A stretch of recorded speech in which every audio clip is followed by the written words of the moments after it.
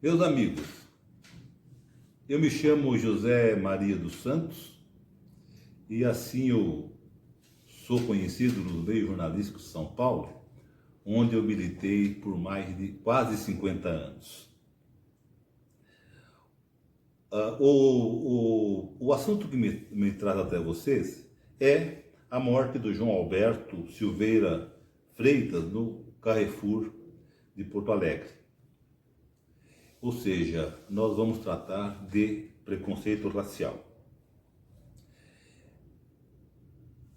Ao mesmo tempo, eu preciso esclarecer que esta camisa que eu estou vestindo é a do 15 de Jaú, verde e amarela, que é o time da minha cidade.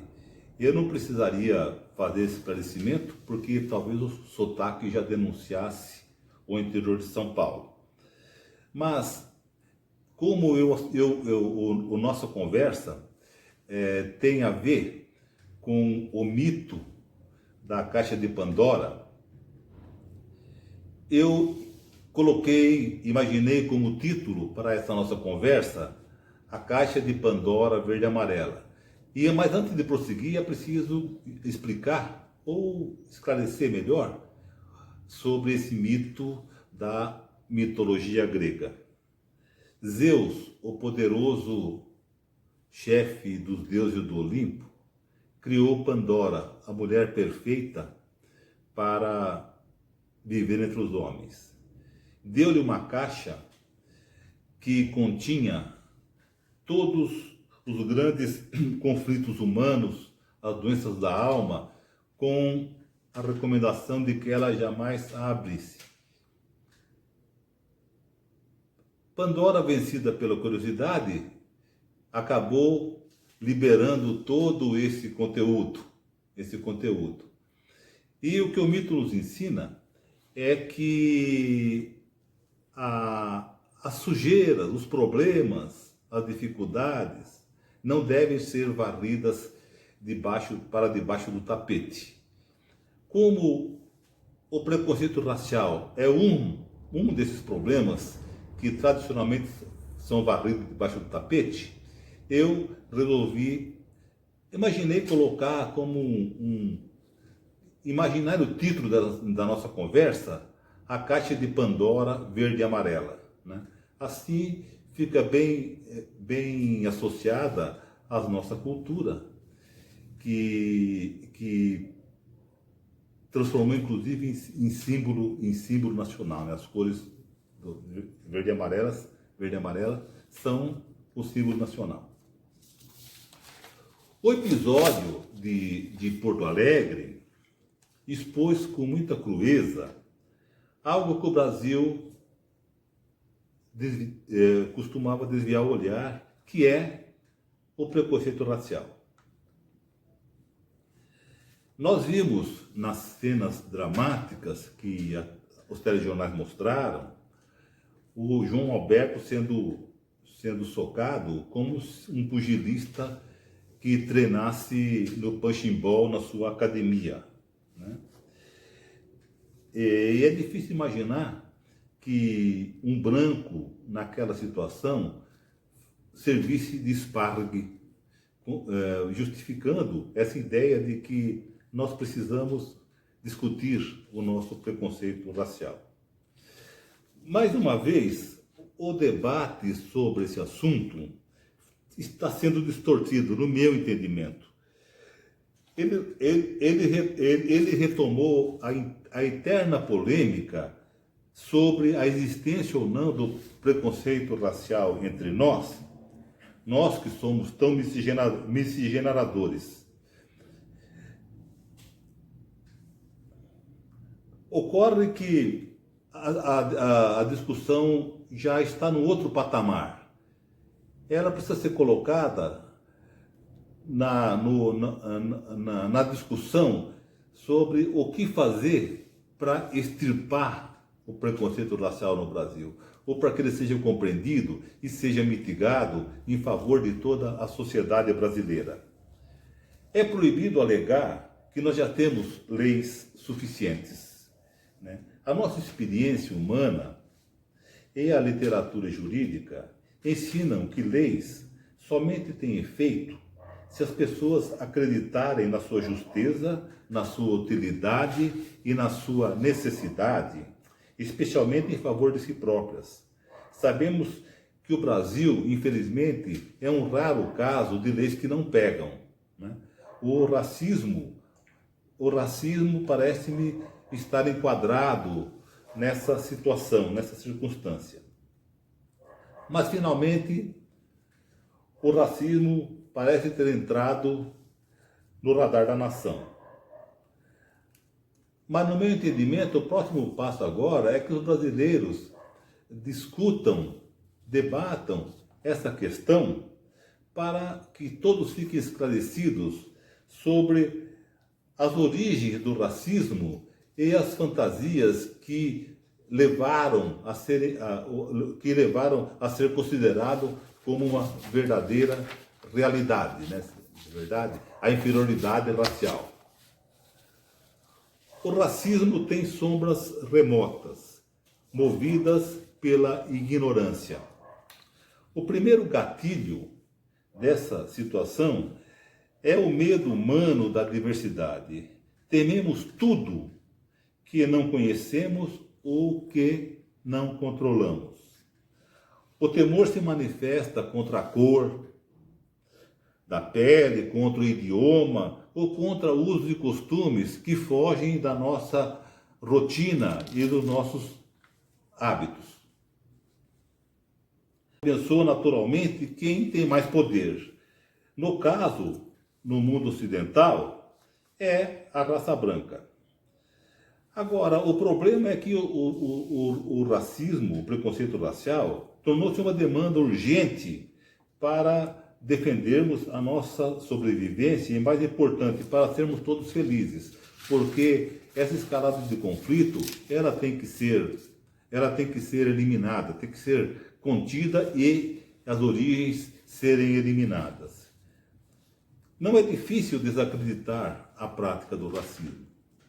A ciência já mostrou exaustivamente que todos os seres humanos, com variações secundárias, são iguais. No caso dos negros, o pigmento que tanto os estigmatizou decorre de uma defesa da natureza para sobreviverem nas torridas regiões equatoriais. É crível que, se não fosse assim, as populações daquelas regiões seriam vítimas de uma pandemia permanente de câncer de pele. Mas, além da questão física da cor da pele, existe uma grave e secular fake news que foi disseminada através dos tempos e que deram ao racismo, ao preconceito racial, um fundo fantasioso de verdade por terem origem religiosa. A cor preta foi associada às formas do mal, difundida pelo misticismo religioso a partir da Idade Média. Esta fantasia foi reforçada por interpretações equivocadas de duas passagens da Bíblia, ambas no livro do Gênesis. Eu não estou dizendo que a Bíblia esteja equivocada, eu estou dizendo que ocorreram interpretações equivocadas, fantasiosas e até injustificadas nas duas questões que eu vou apresentar. A primeira questão é a de que quando o Senhor baniu Caim do Éden, colocou-lhe um sinal para que simultaneamente a sua culpa se tornasse pública e também tinha a função de prevenir vinganças contra ele. A segunda passagem tem a ver com a embriaguez do patriarca Noé, aquele da arca dos animais. Certa vez, dominado pelo vinho, Noé adormeceu praticamente desnudo. Ao vê-lo, Cã, seu filho, em vez de se apressar em cobri-lo, como seria seu dever diante das leis, devemos lembrar aqui o mandamento honrarás pai e mãe, que está escrito nas tábuas que Moisés recebeu do Senhor no Monte Sinai. Em vez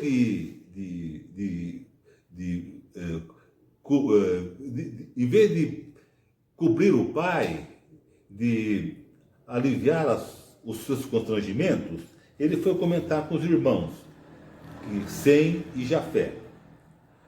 Os dois irmãos se apressaram em vestir o pai, cuidando, porém, de desviar o rosto para não vê-lo nu. Cã recebeu como condenação de que seu filho seria escravo dos seus irmãos, e esta pena recaiu sobre Canaã, que também foi identificado com uma marca divina.